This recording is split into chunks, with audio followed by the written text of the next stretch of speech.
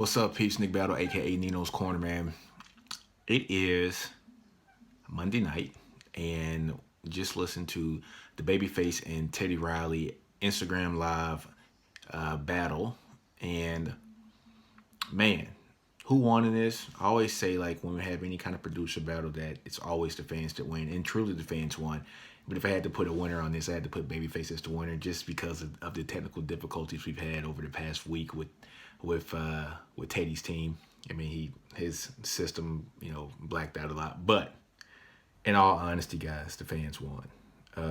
And I say that because we have never seen man, two producers that were as versatile as these guys are. You look at Teddy Riley. Teddy Riley produced the show with Dougie Fresh when he was in high school, guys, at 17 years old. Think about that for a minute.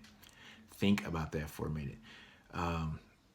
And then his range went from hip hop to R&B to pop. I mean, his range was all over the place. He did Rump Shaker, for crying out loud, right? So, and then you had Babyface, who did songs with the likes of course, himself, The Deal, Tony Braxton, Mariah Carey, Whitney Houston, Boyz II Men, Tevin Campbell. I mean, John B. I mean, he did songs with everybody, and Teddy did songs with everybody too. Guy, Janet Jackson, Michael Jackson. You know what I'm saying? Rex and Effects. I mean, he did, Dougie Fresh. I mean, he had songs with everybody. High Five. So this just goes to show you that these guys were true producers, guys. And when I say true producers, they were guys who just didn't make beats or just didn't write the songs. They did all of it. I mean, I'm talking about the writing credits, the production credits, doing the beat, but also being in the studio and putting the song together, making sure that this person's first four bars they might need it for the second verse, but still keep the last 12 bars in the first verse, and then swap it out with the last four bars from the second. I mean, they were total producers. They produced the song, not just the beat. And it shows how versatile that both of these guys were, man. They had hits, man, hits upon hits upon hits. Oh yeah, and then Teddy Riley did songs with Jay-Z and Foxy Brown. I mean, he was all over the place with the production credits that he has, and it's just amazing to see that we'll probably never have producers like that again. Oh yeah, and then Babyface with TLC and Usher. Dude, I mean, the list is long. They can play hits all night. They were playing hits tonight that I was just like, you got to be freaking kidding me. Babyface, Eric Clapton. It's just wow. I mean, I don't know how else to say it, guys, but wow. I mean, these guys are truly, truly, truly like Hall of Famers when it comes to music.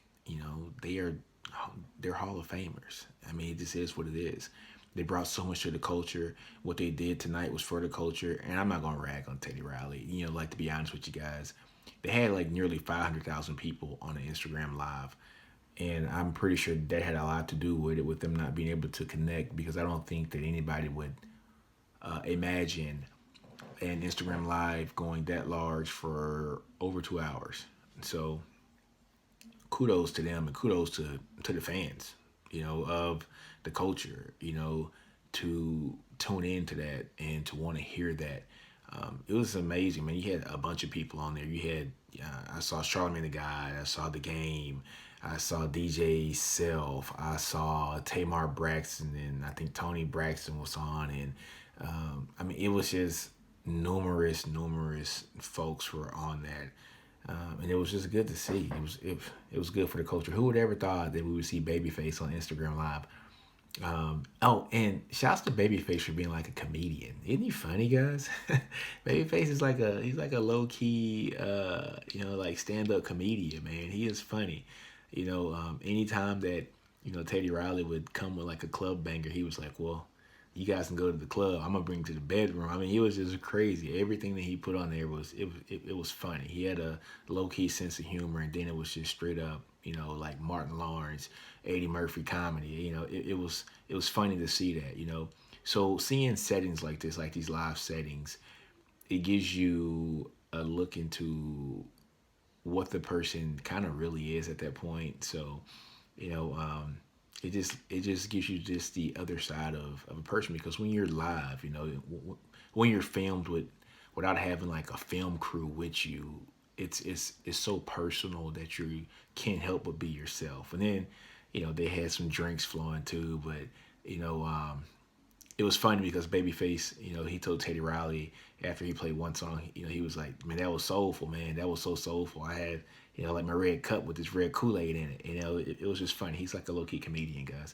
But you can tell Teddy Riley definitely was paying homage to Babyface. He always called him his big brother and stuff during the match. So and Babyface really respected his music, but he had some great like one-liners in that whole thing. But what I did like about the battle, and I mentioned this yesterday too, was I liked what Teddy Riley put in the battle to say, hey, first 10 songs I go first, and then Babyface the last 10 songs you go first. So like everybody gets a chance to counter each other. So that was good. And so I thought Teddy was going to give me that second half, but man, Babyface had some bangers, man. I mean, he had songs I was like, wow, like he still ain't played this one. It's only like 4 songs left. Still ain't played this one. So, and Teddy didn't play no Diggity yet. I mean, Teddy had songs that he hadn't played yet.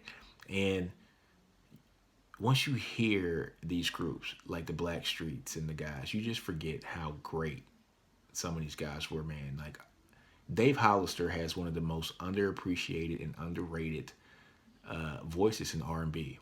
I love Dave Hollister's voice, man. It is something quite amazing.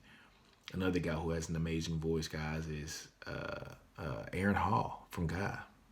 Aaron Hall I mean, he was just an amazing voice, man. He just had an amazing voice. He had a superstar voice. And then you got Babyface having songs with Toni Braxton, who we all know Toni Braxton's one of the greatest of all time. Her voice was just so eccentric, and so it was so different, but it was so necessary. And just him, just him having his voice, Babyface's voice is just so melodic and beautiful. And then Tevin Campbell, godly people. Tevin Campbell was that guy, man. I mean, it was just good to hear songs from Tevin Campbell, and it just made me, to be honest with you, it made me go back and like re-download so many songs, because when you have so many songs on your iPod and on your iPhone, you just kind of forget that you have some in there because you're so busy in the bustle and the hustle. But just going back and listening to this, it just makes you go back and listen to a bunch of these songs, because it's like so many songs I haven't heard in years, right? But I knew word for word, every word, man, just growing up and my mom playing them in the back. Or the Tevin Campbell, I remember my mom bought that for me for Christmas one year. The High Five album, my mom bought that for me when I was growing up. And the TLC albums, man, I went and bought that myself. So it was good to hear that, guys. But on that note, man, I'm gonna let you guys go, man. Love you guys, man. Always do you, man. Don't be afraid to fail. Outgrow your environment. Understand your brilliance. And on that note, Nino's Corner, I'm out. Boom.